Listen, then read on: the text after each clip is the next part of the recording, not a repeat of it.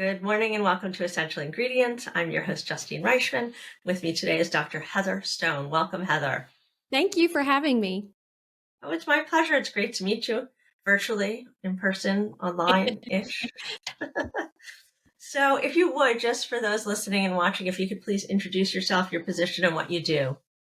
Yes, I am a functional medicine practitioner, and mostly I work with women who are dealing with low thyroid, Hashimoto's, autoimmune issues, and we really work to help them overcome the symptoms that they're dealing with from a place of restoring function and allowing their bodies to heal so that they reduce their need for medication.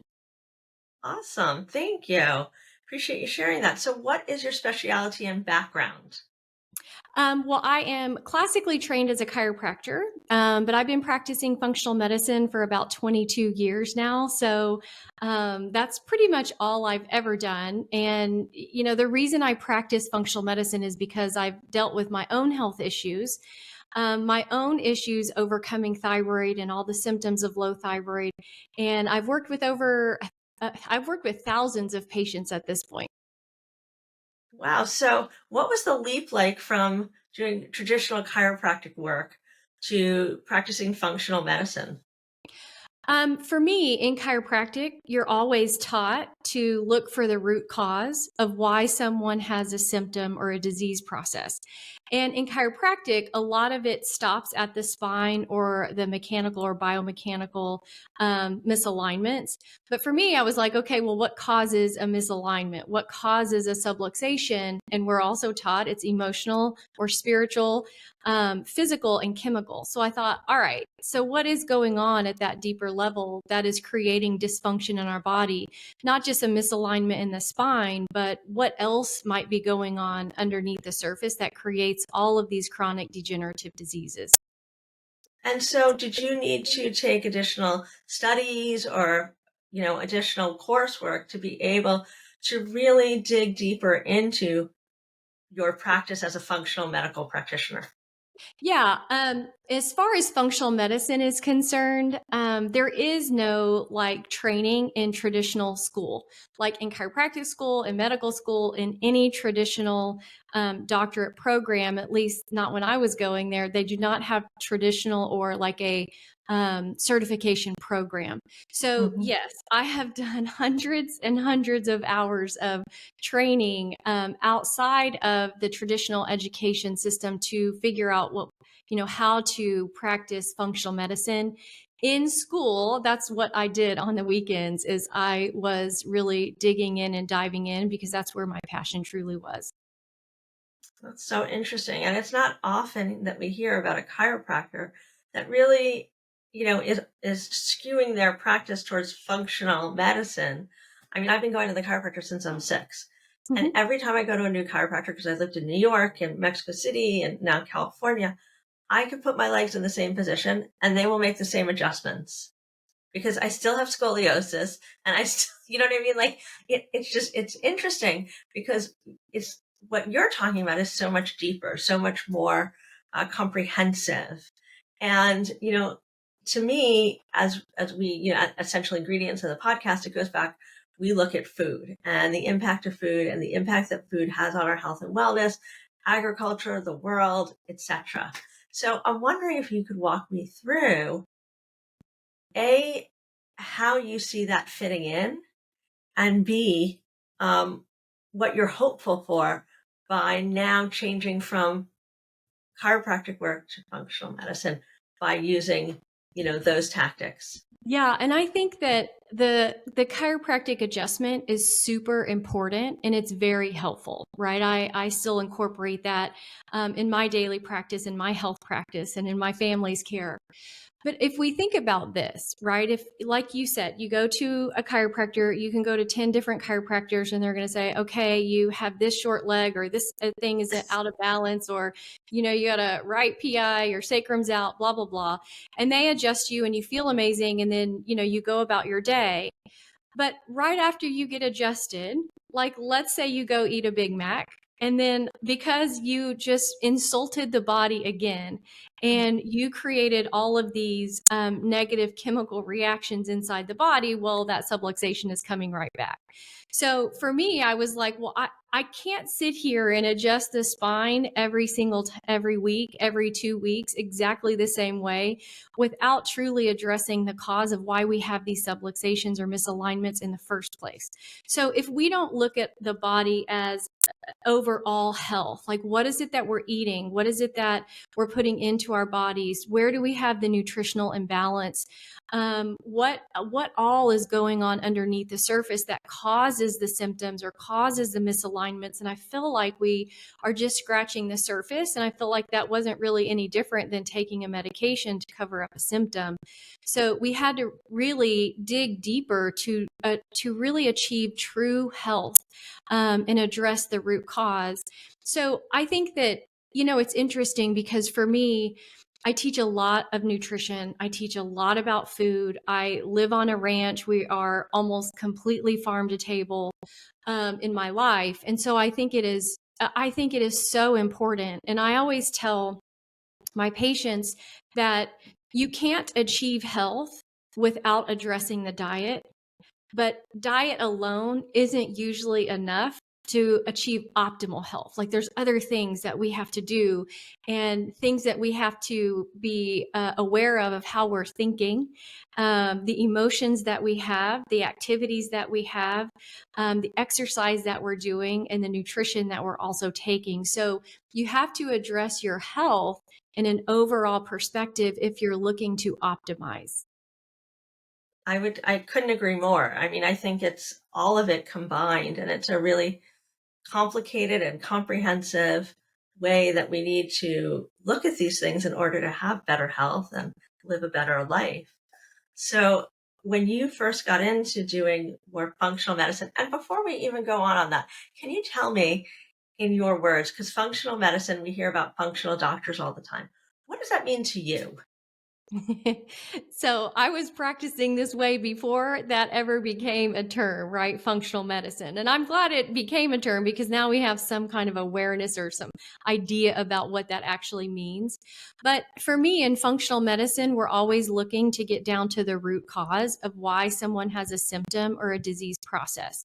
So your body communicates with you in a way of symptoms. So if there's some kind of imbalance, so the body's always trying to reach balance or homeostasis, and it's always working to create that scenario.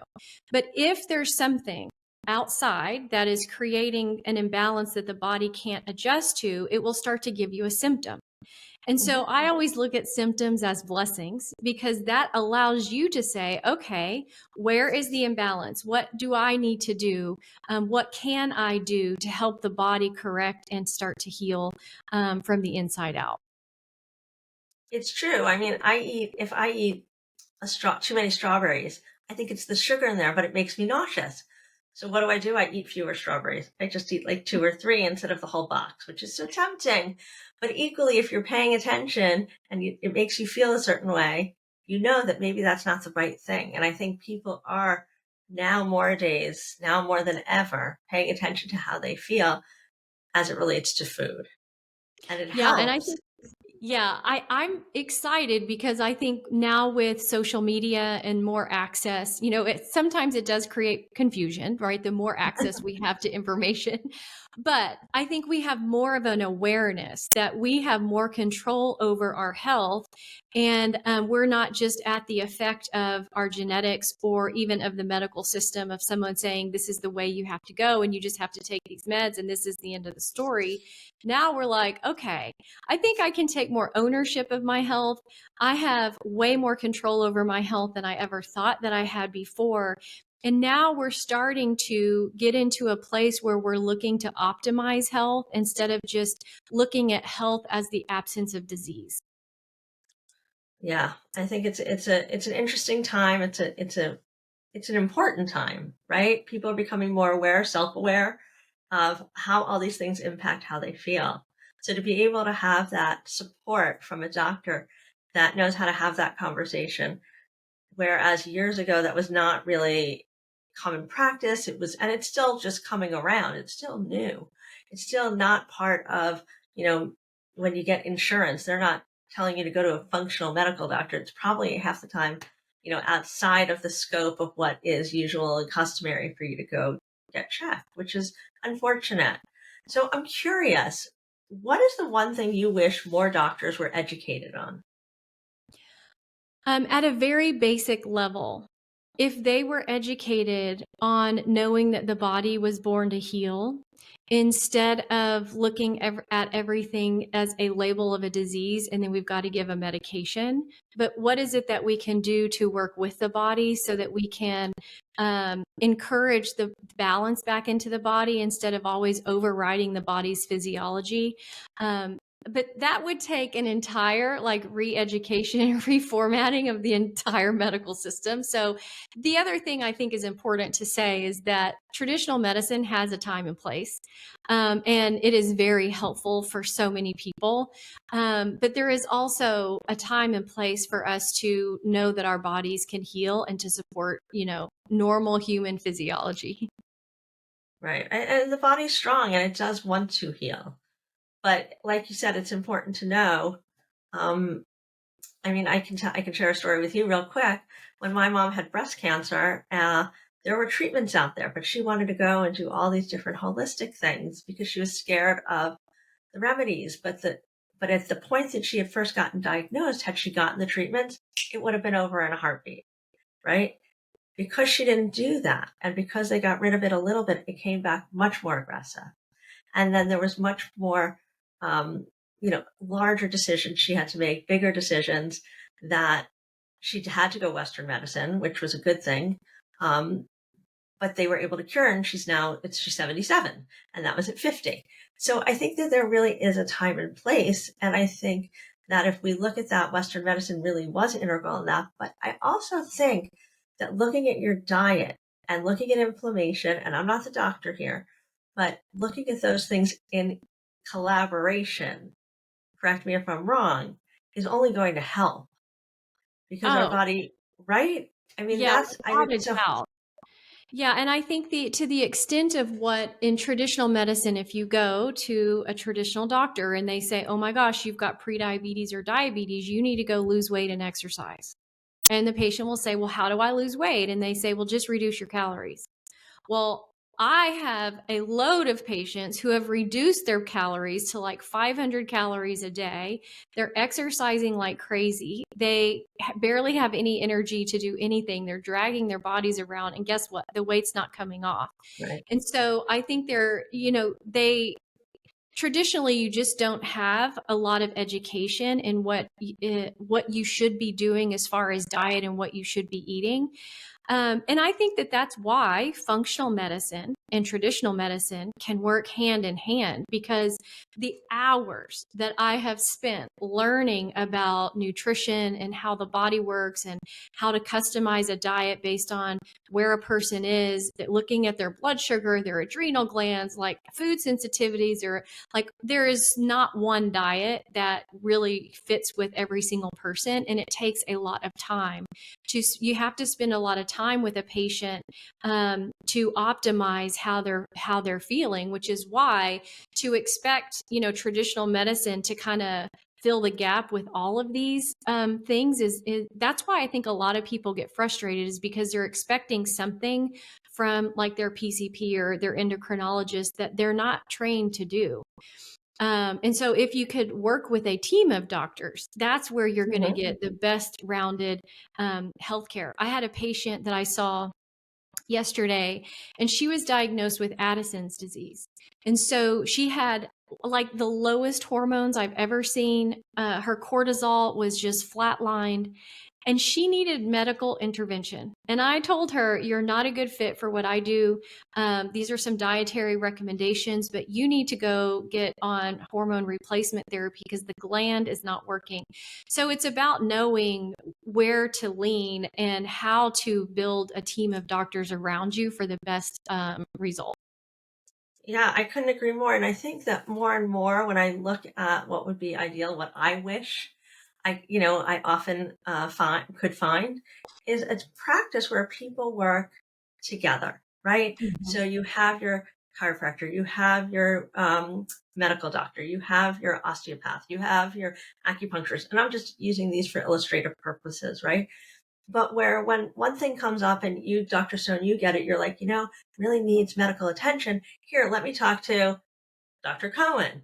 Dr. Cohen's a medical doctor and focuses on XYZ. So in because it's so hard when you get these doctors in different places for them to have conversations so that we're all working on behalf of the patient, or so everyone is working on behalf of the patient. So I think that, we just need a practice. Did you see the TV show, The Practice? No. You didn't see that? It was like an offshoot of Grey's Anatomy, and they all had this practice in like Orange County or something. I don't know where it is, Santa Monica maybe.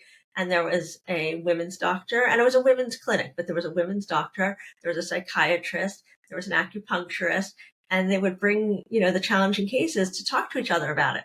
So, I mean, I didn't invent this idea as I bring it up. I mean, I'm inspired by that, I think but that it's that would really be, what I yeah, like. yeah, that would be an amazing solution. I think there's many tweaks that we could make to our health system for sure. I totally agree. I totally agree. So, are there any cutting edge medical endeavors that you see currently going on within the functional medical field? One of the things that we are just starting to integrate into the practice. Now, it has been out for a while, but sometimes we gotta fix little glitches as new technology comes out. But I have started putting every single one of my patients on a continuous glucose monitor because the foundation of every chronic degenerative disease is insulin resistance or a blood sugar or dysglycemia, right? Which means you could have low or high. And I have been quite shocked and surprised that even when I look at their blood work and all the markers that we relate to blood sugar look okay, but they still have symptoms of having dysglycemia or some kind of blood sugar issue, like it's difficult for them to lose weight. Maybe they get tired and fatigued after meals. Maybe they get hangry where they have to eat often or they feel that hypoglycemic moment. Low energy, hair loss, like all the symptoms that are related to low thyroid, you can just plop onto dysglycemia or insulin resistance. And so, what I've noticed, and even in myself, we have a lot of blood sugar variability where your blood sugar is going up and down all day long. And you don't see it in the blood work because if you're looking at fasting blood sugar, it's just what it was right then in the morning when you went into the lab. If you look at a hemoglobin A1C, that tells us a 90-day average. Well, your blood sugar could be really high up and down, but the average looks really good. And we think, well, there's no blood sugar problem here. But we're having patients wear a continuous glucose monitor first allows us to know that there is a problem. Second, it allows doctor and patient to see how food is actually impacting their blood sugar. And it allows you to also see how lack of sleep and how stress impacts your blood sugar. And it's been really eye opening. First, it helps patients stay accountable because that is one of the things as a doctor is like, are you sure you're following recommendations? And they're like, yeah, I'm sure. And so then you're like, okay, write a diet diary. And you're like, I know you thought that you were, but it's not quite what I had in mind. So, like making sure that there's compliance. And it holds patients accountable. They can see in real time what their blood sugar is doing. And even me, I put on a continuous glucose monitor. And this was several months ago because now I'm addicted and I just wear one all the time. But I drank a margarita, which I don't ever do. But I thought, I'm just going to see what this does to my blood sugar. Oh my gosh, it went up to like 200 and my alarms were beeping at the restaurant. I'm like, oh my gosh, I'm so sorry. This is so embarrassing. And I just could not believe me with normal blood sugar that my blood sugar would go up to 200 with a margarita. So I'm like, okay, no more of that.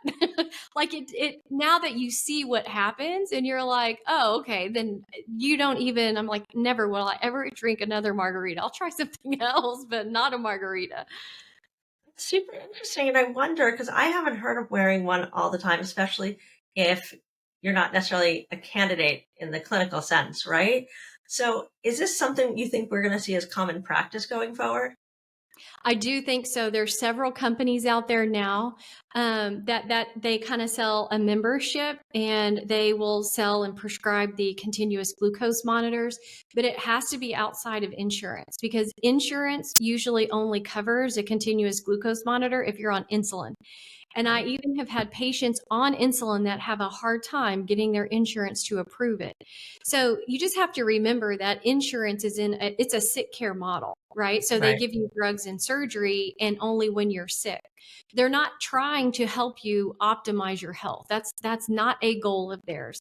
And so if we can kind of step back and say, all right, my insurance has a purpose for sick care, but if I'm trying to optimize care, we got to figure out a different way around that. And so, you don't have to wear a glucometer all the time, because it does become expensive. But for me, I'm like, because I'm addicted to it, and I really want to, I like to see how my workouts impact it, all of that stuff. But I just budget it in to make sure that it's something that, I account for. And I think of healthcare expenses as an investment, right? So when I buy organic food or grass fed, grass finished beef, or all the good, kind of quality proteins, I look at it as an investment in my health, because I know it will decrease my medical expenses later on. And I don't have medical expenses outside of the things that I'm using to optimize health. So I mean, first of all, can you share the link for the glucosometer? Glucosometer?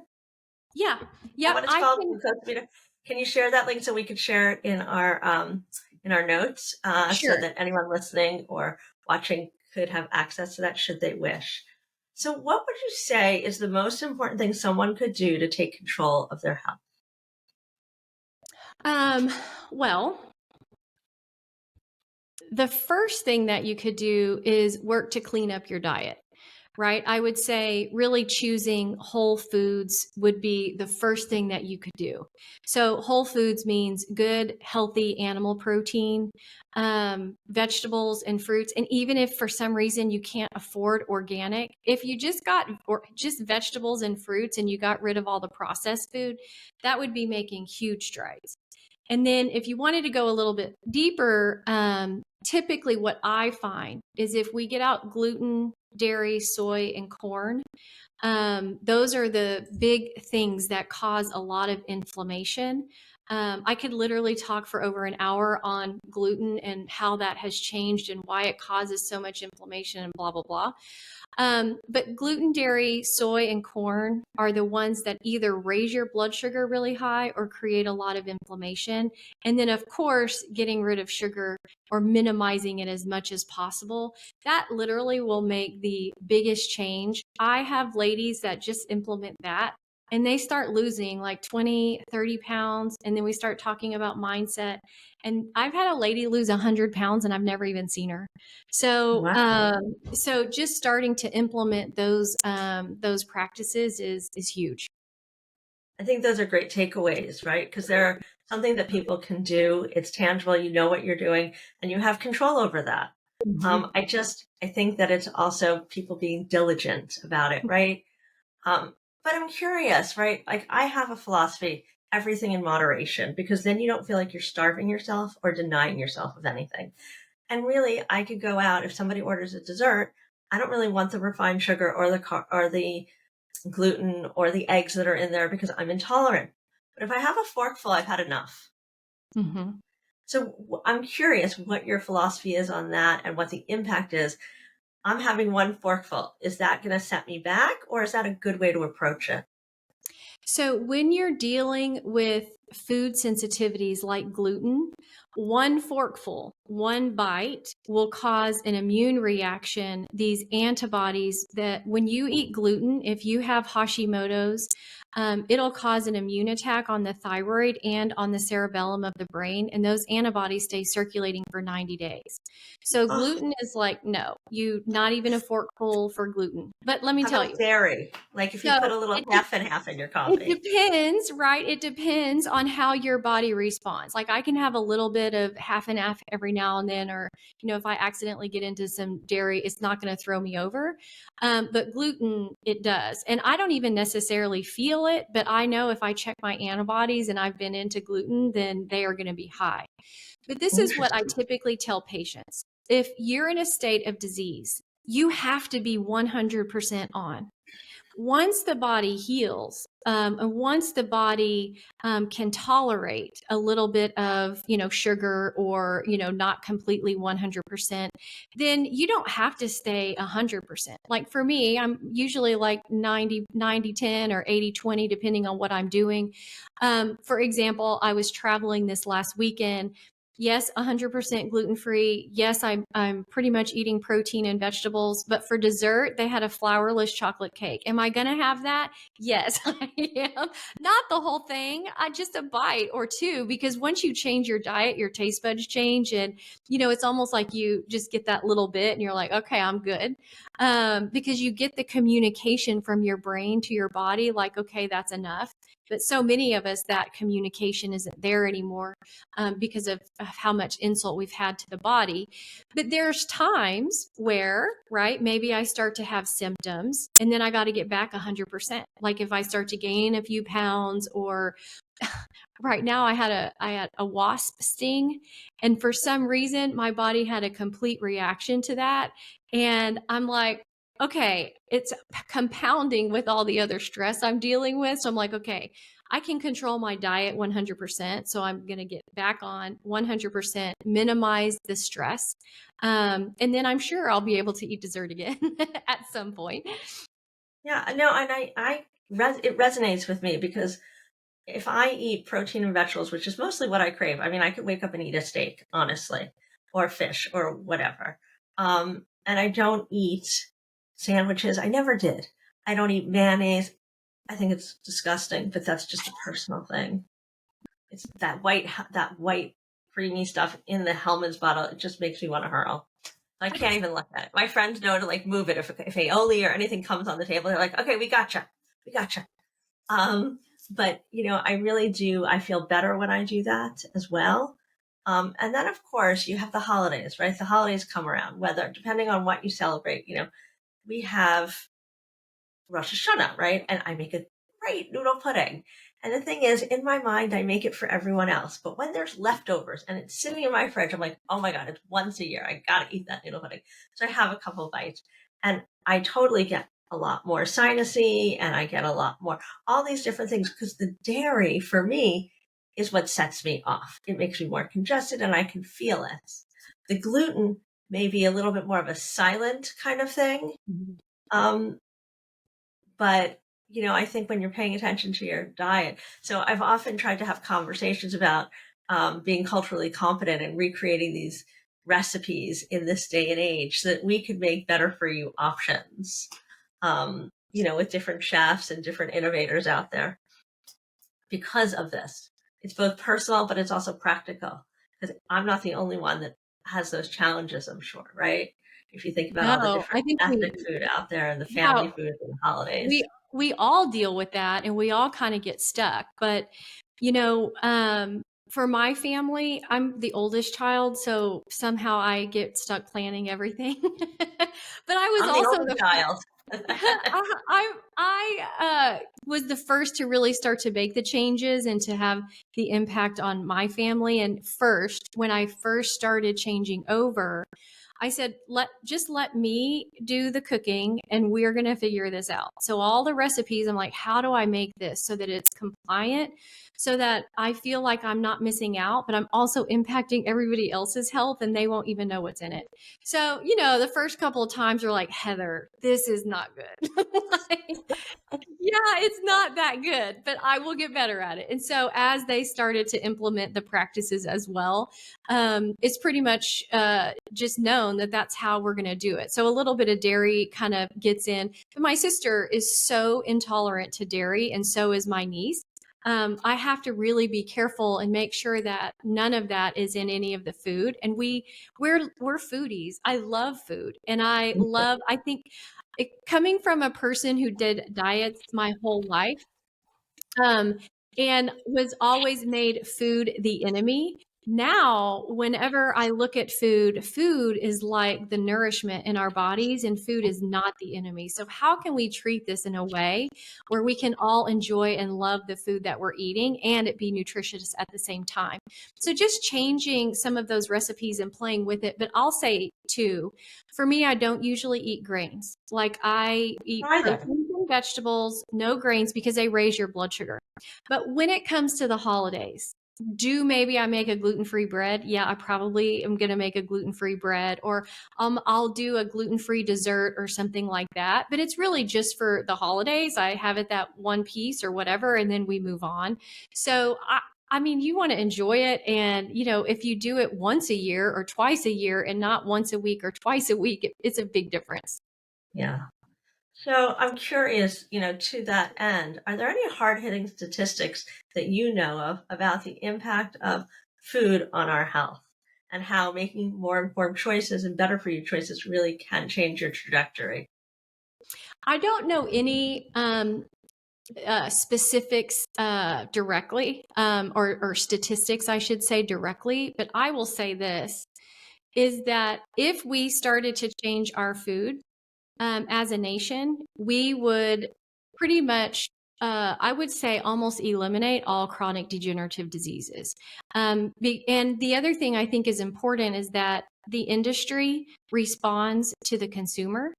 And so if we would stop buying all of the processed foods, they would change. But a lot of us say we wish that we could change the food industry, but we actually have the ability to change by where we put our dollars.